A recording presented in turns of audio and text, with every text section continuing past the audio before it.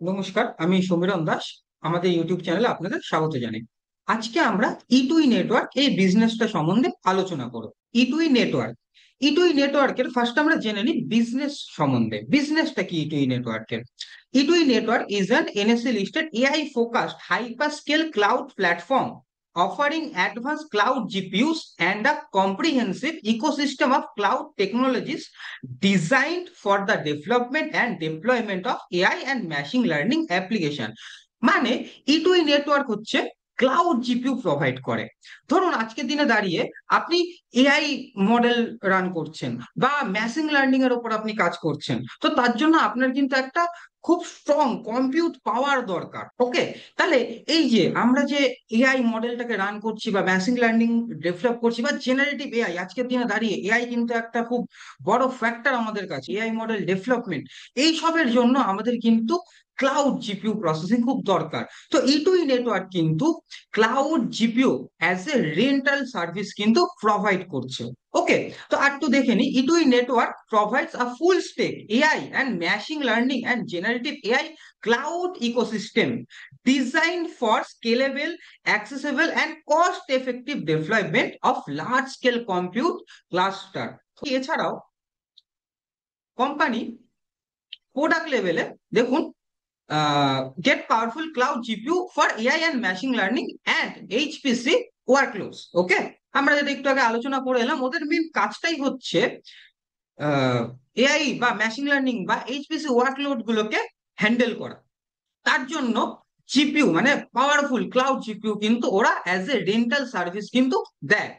ওকে, তবে যেটা আমার কাছে খুব একটা দারুণ ব্যাপার লেগেছে এই কোম্পানিটা সম্বন্ধে, choose some top GPU models with flexible pricing. ধরে রাখুন আজকের দিনে দাঁড়িয়ে সব রকম কাস্টমার বা সব রকম ক্লায়েন্টের কিন্তু এক রকমের যে প্রসেসিং পাওয়ার লাগবে সেরকম কিন্তু কোনো মানে নেই। কেউ হয়তো হাইলি কোনো ডিপ মেশিন লার্নিং এ কাজ করছে, কোনো ডিপ মেশিন লার্নিং প্রোডাক্ট তৈরি করছে বা মডেল তৈরি করছে। আর কেউ হয়তো অতটা ডিপ মেশিন লার্নিং মডেল তৈরি করছে না, তার হয়তো নর্মাল মডেল দিয়েও চলে যেতে পারে। ওকে, তো তার জন্য ইটুই নেটওয়ার্কে আমরা যদি দেখি ওরা কিন্তু একটা হিউজ ফ্লেক্সিবল প্রাইসিং রেখেছে। ওকে, এবং যার প্রত্যেক ক্লায়েন্টের জন্য যার যেটা দরকার সেরকম ভাবে কিন্তু ক্লায়েন্ট চুজ করতে পারে।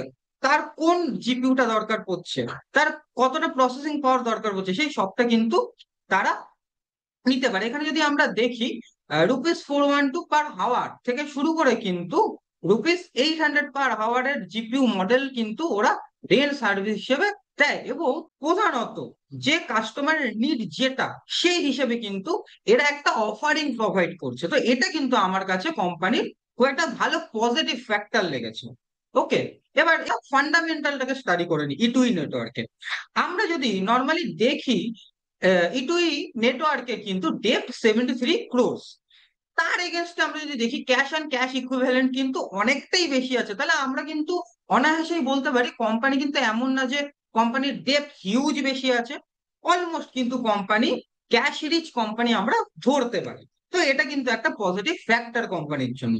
এছাড়া আমরা যদি একটু ডিপলি যাই, আমরা প্রফিট অ্যান্ড লস স্টেটমেন্টে যদি আমরা যাই, দেখুন এটা আমরা ইয়ারলি প্রফিট অ্যান্ড লসটাকে দেখার চেষ্টা করছি, অবশ্যই যেহেতু ফান্ডামেন্টাল নিয়ে আমরা পড়াশোনা করছি। তো এখানে দেখুন টপ লাইনে আমরা যদি এখানটা দেখি সেলস, টপ লাইনে কিন্তু একটা সময় আমরা যদি দেখি সেরকম কোনো গ্রোথ ছিল না। তবে 2018 সালের পর থেকে কিন্তু টপ লাইনে একটা সিগনিফিকেন্ট গ্রোথ কিন্তু কোম্পানি করে। এবং আমরা যদি দেখি একটু ডিপলি 2022 সালের পর থেকে দেখুন টপ লাইনে কিন্তু একটা গ্রোথের সাথে সাথে স্টেবিলিটিও মেনটেন করছে কোম্পানি। তাহলে এটা কিন্তু একটা পজিটিভ ফ্যাক্টর কোম্পানির জন্য। এছাড়াও যদি আমরা বটম লাইনে দেখি, দেখুন বটম লাইনে কিন্তু একটা সময় খুবই প্রেশার ছিল, যেখানে প্রপার কোনো স্টেবিলিটি ছিল না। ওকে, এবং 2020-21 সালে আমরা দেখতে পেয়েছি একটা লসের সম্মুখীন হয় কোম্পানি। কিন্তু তারপর থেকে যে একটা স্ট্রংলি গ্রোথ করে এবং স্টেবল ভাবে কিন্তু গ্রোথটা নিয়ে চলেছে বটম লাইনে। তাহলে এটা কিন্তু কোম্পানির জন্য একটা ফান্ডামেন্টাল অ্যাপ্রিসিয়েশন হিসেবে আমরা ধরতে পারি। এছাড়াও যদি আমরা একটুখানি ব্যালেন্স শিট দেখি, ব্যালেন্স শিটে দেখুন রিজার্ভ কিন্তু ইনক্রিজ করছে, স্ট্রং জায়গাতে যাচ্ছে, এটা পজিটিভ ফ্যাক্টর। আর CWIP-টা দেখুন কোম্পানি কিন্তু রিসেন্টলি কিন্তু করার চেষ্টা করছে। তাহলে এই সব থেকে যদি আমরা দেখতে যাই তাহলে কিন্তু কোম্পানির কিছু কিছু ফান্ডামেন্টাল ট্রিগার কিন্তু অ্যাক্টিভেট হচ্ছে কোম্পানির মধ্যে। এছাড়াও আমরা যদি দেখি একটা শেয়ার হোল্ডিং প্যাটার্নে, যেটা খুব গুরুত্বপূর্ণ, এখানে আমার দারুণ একটা ব্যাপার লেগেছে, কোম্পানির প্রোমোটার হোল্ডিং 43%। হ্যাঁ, সেপ্টেম্বরের তুলনায় কিন্তু কমেছে, বাট 43% স্টে আছে। তবে একটা যেটা আমার কাছে খুব পজিটিভ ফ্যাক্টর, লার্সেন অ্যান্ড টুব্রোর মতো বিগার একটা বিজনেস হাউস কিন্তু কোম্পানিতে প্রায় 15%-এর কাছাকাছি কিন্তু একটা স্ট্র্যাটেজিক ইনভেস্টমেন্ট করেছে। তো এটা কিন্তু খুব বড় একটা পজিটিভ ফ্যাক্টর, কারণ আমরা জানি লার্সেন অ্যান্ড টুব্রো কিন্তু নিজেও ডাটা সেন্টার তৈরি করছে এবং অ্যাজ এ রেন্টাল সার্ভিসও কিন্তু দেয়। তাহলে আজকের দিনে দাঁড়িয়ে যদি লার্সেন এন্ড টুব্রোর মতো এরকম একটা বিগ হাউস, ইটুই কোম্পানির মতো এরকম একটা ছোট কোম্পানিতে যদি ইনভেস্ট করে, তাহলে কিন্তু বুঝতে হবে যে একটা ভবিষ্যতে কিন্তু গ্রোথ ফিগার হিট হতে পারে, একটা কিন্তু বিশাল একটা গ্রোথ ফিগার হিট হতে পারে। তো এটা একটা কিন্তু খুব পজিটিভ ফ্যাক্টর। এছাড়াও আমরা যদি একটুখানি বোঝার চেষ্টা করি ওদের ভবিষ্যতের কি ফ্যাক্টর গুলো কি আছে, এখানে আমরা যদি যাই, এখানে দেখুন ক্যাপাসিটি এক্সপেনশন যদি দেখি, কোম্পানি কিন্তু 4.2 মেগাওয়াট অলরেডি কাজ করছে এবং নিয়ারলি কিছু কোয়ার্টারের মধ্যে কিন্তু কোম্পানি অলরেডি বলেছে তারা এটাকে প্রায় ডবল করে ফেলবে।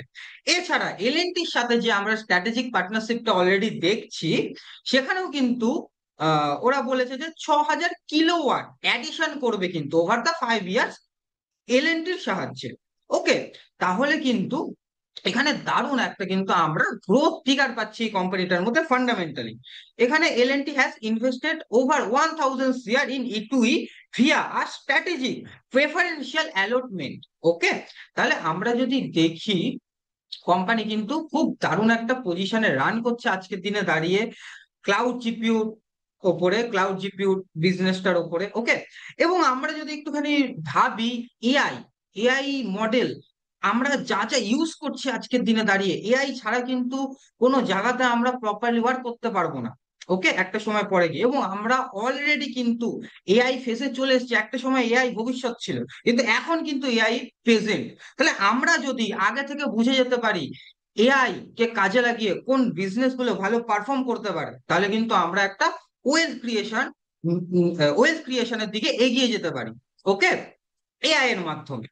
তাহলে এই একটা বিজনেস আমরা দেখলাম ইটুই নেটওয়ার্ক। এবার একটু ভ্যালুয়েশনটাকে যদি আমরা আলোচনা করি, নর্মালি আমরা যদি দেখি, হ্যাঁ, যেহেতু এটা একটা মিস বিজনেস এবং আমাদের ইন্ডিয়াতে এটা একটা সানরাইজ বিজনেস, সেহেতু মার্কেট কিন্তু ওকে একটা বিগার ভ্যালুয়েশন দিয়েছে। একটা সময় 249-এর পি ভ্যালুয়েশনে ছিল, রিসেন্টলি যদি আমরা দেখি ও কিন্তু 120-র পি ভ্যালুয়েশনে দাঁড়িয়ে রয়েছে। তবে আমার কাছে যেটা মেন ফ্যাক্টর, সেটা হচ্ছে কোম্পানির কিন্তু ওভার দ্য ইয়ার আমরা যদি দেখি আর্নিং এর গ্রোথটা কিন্তু স্ট্রং আছে। ওকে, এবং যেহেতু এলএনটির সাথে একটা পার্টনারশিপ হয়েছে, এবং এছাড়াও এআই এর ওপর যে আমাদের একটা ফোকাস বাড়ছে, ঠিক আছে, সেই দিক থেকে দাঁড়িয়ে দেখতে গেলে কিন্তু আজকের দিনে দাঁড়িয়ে কোম্পানির এই আর্নিং গ্রোথটা কিন্তু আরো হতে পারে। আর্নিং গ্রোথের কিন্তু নানা রকমের ক্যাটালিস্ট কিন্তু কোম্পানিতে আমরা দেখতে পাচ্ছি। ওকে, তাহলে এখানে যদি আমরা দেখি, এখানে দেখুন প্রাইস কিন্তু রিসেন্টলি একটা ডিক্লাইন ফেজে ছিল। ওকে, কিন্তু আর্নিং আমরা যদি একটুখানি ভালো করে অবজার্ভ করি, আর্নিং কিন্তু পজিটিভ ফেজে ছিল। তাহলে এরকম সিচুয়েশন যে কোম্পানিতে থাকবে, price down but earning positive, earning growth করছে, তাহলে এরকম সিচুয়েশনের কোম্পানিগুলো কিন্তু আমরা অবশ্যই নজরে রাখতে পারি, কারণ এইসব জায়গাতে কিন্তু আর্নিংসটা স্ট্রং কিন্তু প্রাইস ডাউন। ওকে, তাহলে কিন্তু আমরা একটা ভালো ইনভেস্টমেন্ট অপরচুনিটি কিন্তু এরকম সিচুয়েশনে অবশ্যই পেতে পারি। ওকে, তাহলে আজকের দিনে দাঁড়িয়ে ভ্যালুয়েশনটা তুলনামূলকভাবে একটু হলেও কুল অফ হয়েছে। আর আমরা যদি দেখি ওর একটা মিডিয়ান পি ভ্যালুয়েশন হচ্ছে 70-এর কাছাকাছি, 68-এর কাছাকাছি। তো রিসেন্টলি ও মোটামুটি আহ 80-ফাশির পির কাছাকাছি এসছিল, দেন আবার আমরা দেখতে পাচ্ছি এখন 120-র পির কাছাকাছি আছে। হ্যাঁ, অবশ্যই আমাকে এটা মানতেই হবে যে পি হিসাবে ও কিন্তু স্লাইটলি ওভার ভ্যালুড পজিশনে আছে। তবে কোম্পানির যে গ্রোথ আমরা দেখতে পাচ্ছি, এখানে কিন্তু কোম্পানি এটাকেও কিন্তু হ্যান্ডেল করে ফেলতে পারে। তো এবার একটু চলুন আমরা কোম্পানির একটু টেকনিক্যাল সম্বন্ধেও ধারণা নিয়ে নিই। ইটুই নেটওয়ার্ক সম্বন্ধে যদি আমরা দেখি, ডেইলি চার্টে মোটামুটি আমরা একটা যদি দেখি, একটা কিন্তু আপ ট্রেন্ড ছিল, সিগনিফিকেন্ট আপ ট্রেন্ড ছিল। আইপিওর পরে বেস ফরমেশন করার পর ব্রেকআউট এসেছিল, দেন একটা সিগনিফিকেন্ট আপ মোমেন্টাম করেছে। দেন আমরা যদি দেখি একটা জাস্ট কারেকশন ফেজে এসে এখানে বটম লাইনেও বেস ক্রিয়েট করে আবার আস্তে আস্তে আমরা দেখতে পাচ্ছি এটা মোমেন্টাম নেওয়ার চেষ্টা করছে।